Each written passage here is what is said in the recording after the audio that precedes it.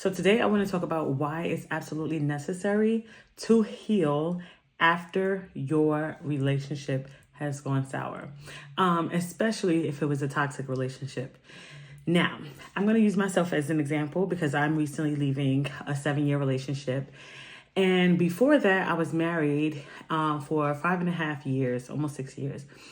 And I didn't really give myself a lot of time to heal after that relationship. Myself and a friend of mine who I eventually got into the relationship with were both going through a breakup at the same time. And we kind of kept each other, just company and encouraged each other and everything. And at first it was very platonic. Now, I will say that this is someone that I did have a history with, a past with. However, for 12 years before that, everything was platonic. There was not even any like sexual talk or anything. Like literally was just platonic. Then when we were both going through these breakups, we kept in touch, pretty much on a daily basis because it was hard for both of us. I was going through my divorce. She was going through a breakup. And a lot of what we were experiencing obviously was, very similar as far as like, just not having that person to sleep in the bed with, or not having that person to talk to, not having that person to confide in, or just being there during that period of like just, weakness and sadness. So we kept in touch a lot. And before you know it, I was, we were in a relationship basically.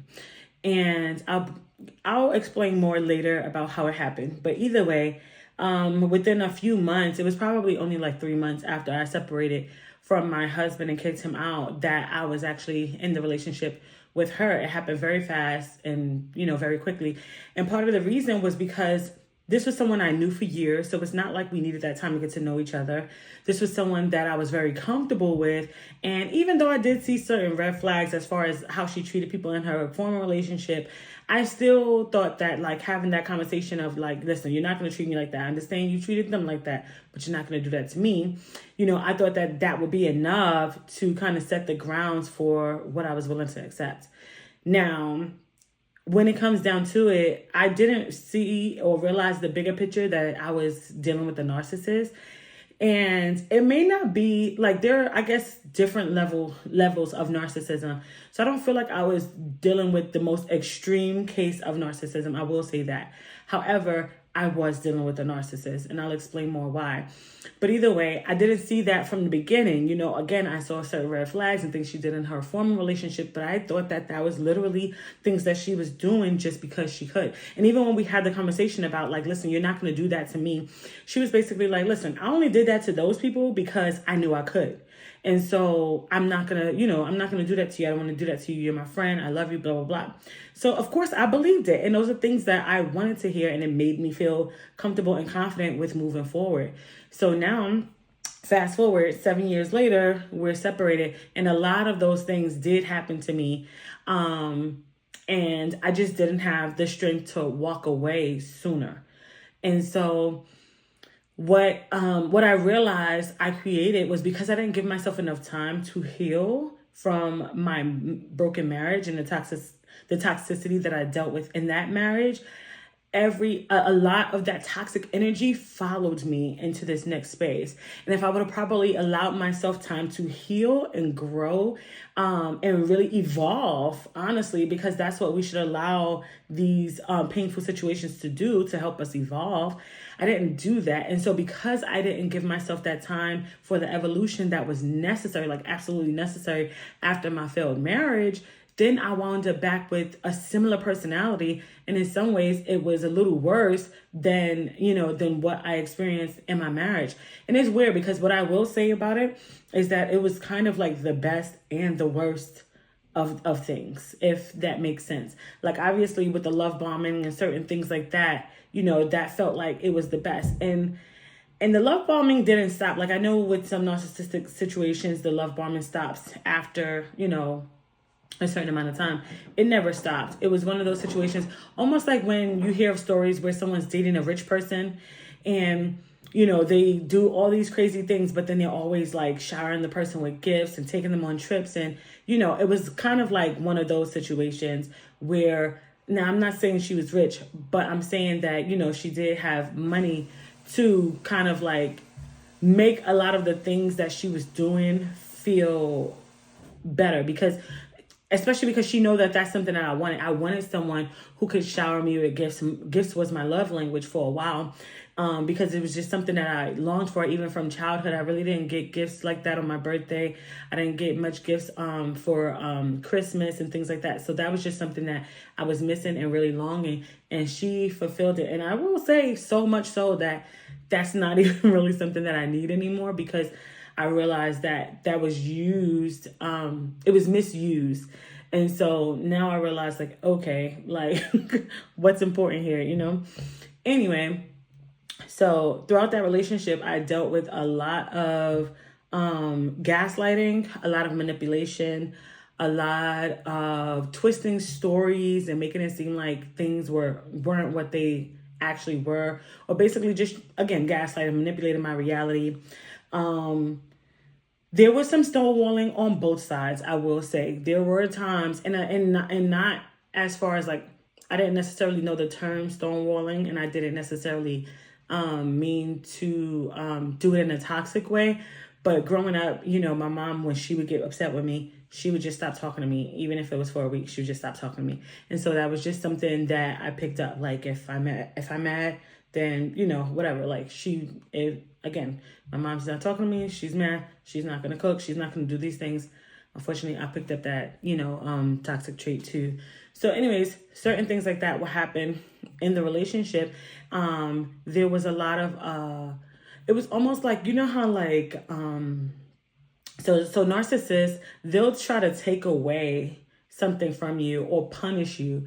There was a lot of that, like, oh, well, if you're not going to do this for me, or if you're not acting the way that I want you to behave, then all these gifts that I just bought you for your birthday, I'm taking it back and I'm going to sell it. Or this thing that we're supposed to do next month, like let's say we book a trip together. Oh, because I don't like the way you're acting, I'm going to take my best friend on that trip and not you. Or things like that, you know? So it was just a very toxic situation. And so I'm thinking that I was leaving a marriage that was toxic, and I was just going to stumble into this dream life with someone after 3 months. And don't get me wrong, there may be cases where that's possible, but you would have had to done some really deep healing during that time in order for you to go from such a toxic relationship, which creates so much toxic energy, to move to a healthy relationship with healthy energy. You would have had to really been on some serious, almost living like a monk type of healing for those 3 months. And obviously I wasn't doing that. And so that's why I wound up in a very toxic situation once again. Now because of that, now this is a relationship where we built businesses together, made hundreds of thousands of dollars together, bought houses together, bought cars together. I'm talking about, like, literally, it was almost like a marriage, to be honest. And so it was one of those situations that I completely devoted myself to, again, almost like a marriage. And because of that, leaving that relationship really was so difficult because I sacrificed so much. I was living in New York, had my own place, had my own car, was working my job, and I left all of that. I left my family who lived in New York. I left my job. I left my apartment. And I basically just jumped out the window because this is my friend, and this is somebody that I can trust, and somebody who will have my back, and someone who will be there for me. And there were many times that this person was there. I will say she was. I can't deny her being there. But there were some very critical times in my life where she wasn't. And honestly, I should have paid attention more, especially when my mom passed away. It was like while my mom was in the hospital, she was like the best partner, like standing up, showing up to the hospital and being there for me. We shut down the shop. We still had the shop at the time. Shut down the shop. She came, she drove me. It was just like, it was like the level of partnership that I wanted and was truly hoping that we could reach. And I felt like, wow, maybe we finally did reach that point. But after my mom died, it's like it was a complete 180, and I had a completely different partner. So it was like while my mom was in the hospital, my mom had a stroke. She was in the hospital for 2 weeks. While she was in the hospital, I felt like I had the partner that I've always wanted. After my mom was in the house, after my mom passed away, again, a complete 180. It was like when my mom was in the hospital, it was all about me. After my mom died, it was all about her again. And I just could not understand the level, it really like messed my mind up the way she just completely turned on me. And when I say turned, I mean like turned. Like, we had planned a trip for her birthday that we actually booked like literally on my niece's couch when everyone was like together at the house, just grieving my mom and stuff like that. And she was like, you know what, let's just do something, let's just get away, let's book a trip. And I was like, okay. So obviously her birthday was coming up, so we booked it for her birthday. So now when my mom passed away, she's like, after a couple of days, she's like, listen, like, we're just here, the shop is closed, we need to get back, plus you need to just go home and get settled and just relax your mind. Now, I was around my family, and I was honestly preferring to be around my family a little longer, but I was like, you know what, she's probably right. Maybe I do, we do need to get back and open the shop. We do need to, get some things situated. So let me go and, be an adult and handle my business. So we get back home, and she basically completely does the 180, like immediately, like it wasn't even 24 hours, like as soon as we get back home. And now we're at the shop, and something very small happened, and it led to such a big blowout. And so that night it was a big argument. The next morning there was a big argument. And that was my mom passed away on the 27th. We got home on the 30th. This is December. And New Year's Eve, she leaves me after, all the arguing and everything. I'm like, listen, if you're going to treat me this way, like, I don't want to be with you. I don't want to be with someone who's going to treat me like this just a few days after my mom passes away. I didn't do anything to deserve this. Like, literally, I did not do anything to deserve this. You kept pushing and poking and pushing and poking until I lost my cool. And I did, go off and say some things, but at the end of the day, you picked a fight with me, literally picked a fight with me on the way home because you were in your feelings. I was completely quiet, didn't say a word, okay? I didn't even have the capacity to try to argue with you over something so small when everything that's on my mind is I have to live the rest of my life without my mom. But again, pushed and poked and pushed and poked, and now it's this big thing. And because of that, now the next day, again, you start another argument, and now you pack your bags and you leave for days. You're not calling, you're not answering my calls, you're not calling me, you're not checking on me, nothing. And mind you, this is my first New Year's Eve without my mom, my very first holiday at all without my mom.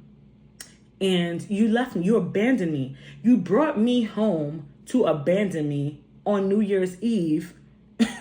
Okay, without my parent, like, come on, without my mom here, like, and my family too. Like, I could have stayed around my family for all that, So for me, that should have been like the biggest sign, because a lot of what we went through, she kept, manipulating the story and making it seem like I'm misunderstanding her and I'm misinterpreting her. And it's just that we see things so differently, and we're just different people and we think differently. And you have to understand that we don't always see things the same way. And just because you think it's one thing, it doesn't mean that it is, and blah, blah, blah, blah.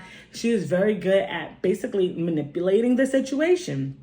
And so I would, and she was effective at it, because I would think that maybe it is me. Maybe I am crazy. Maybe I am making this like harder than it needs to be. Like, maybe I am. But that situation should have showed me that this is not my person. Like, someone who is truly there for you would never treat you like that when your mom passes away.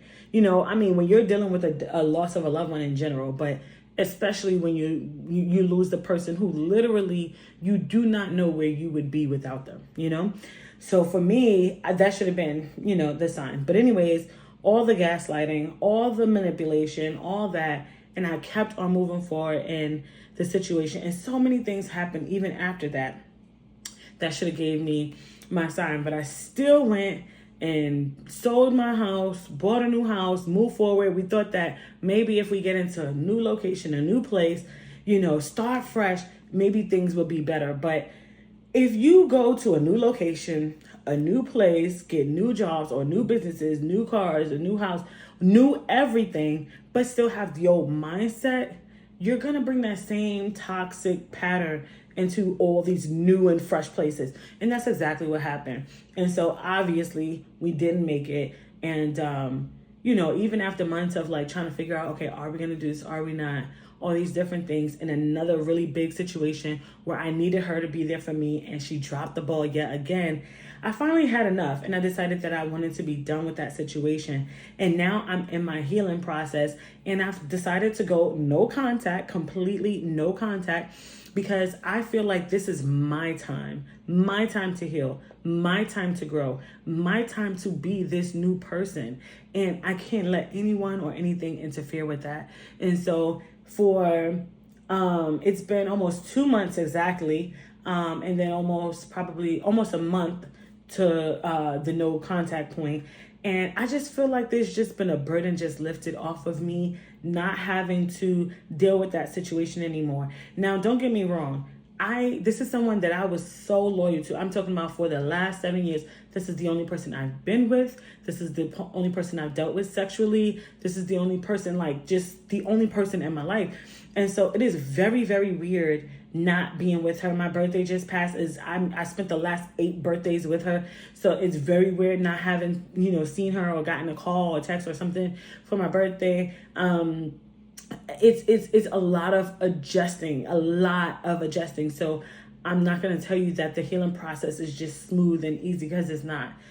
But it's so worth it. And the thing that we have to understand is that we literally have the responsibility to heal. It's not just a necessity, just because of us. We have to heal because healed people get into healed relationships, healthy relationships. Healthy relationships create healthy families. Healthy families create healthy communities. Healthy communities create healthy countries. Healthy countries create a healthy world.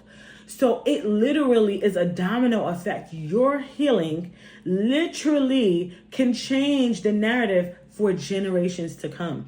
And so you have to see this as such a high priority on your list, to sit in those moments of sadness, in those moments of weakness, in those moments of loneliness. It does get lonely. When you're used to sleeping next to someone for 7 years or however long it's been for you, even if it's just a year or a few months, when you get used to sleeping next to someone every night, it feels so strange going to bed by yourself.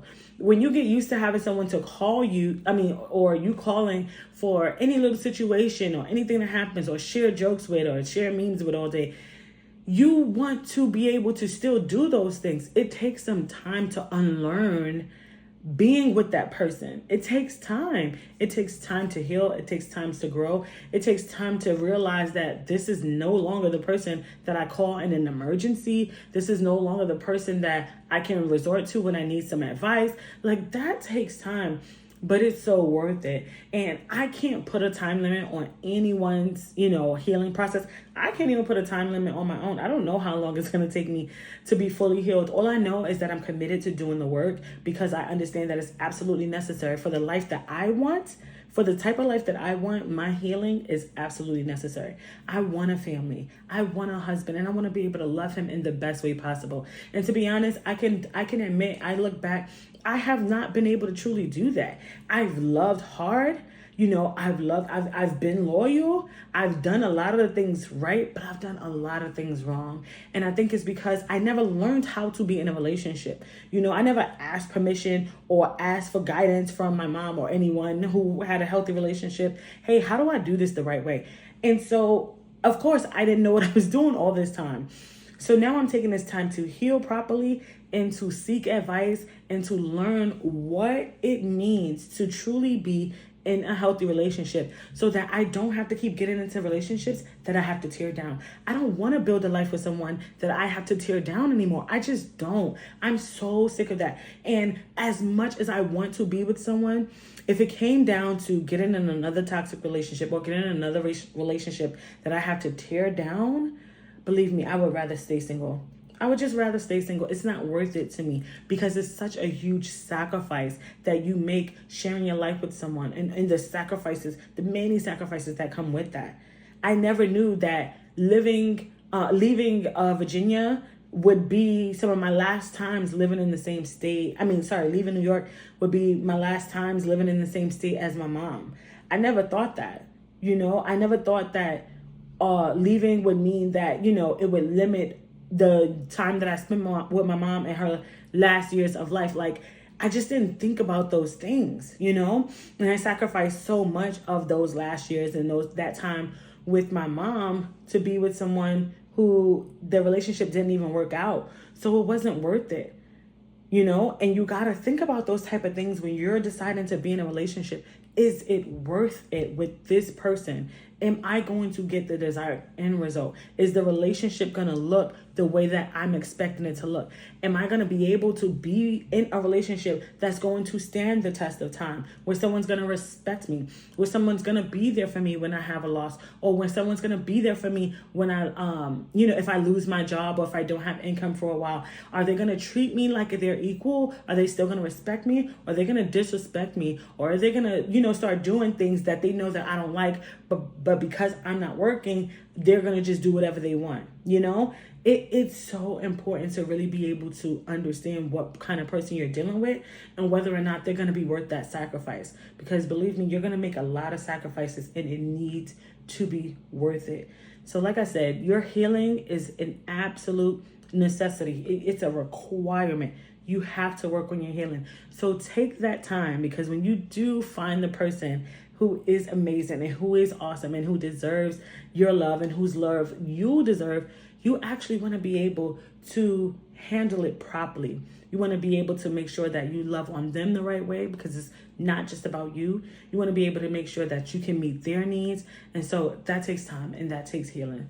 So please go ahead and like and subscribe. Follow if you guys enjoyed this video. I will be posting more content like this. I do post, content that's relative to,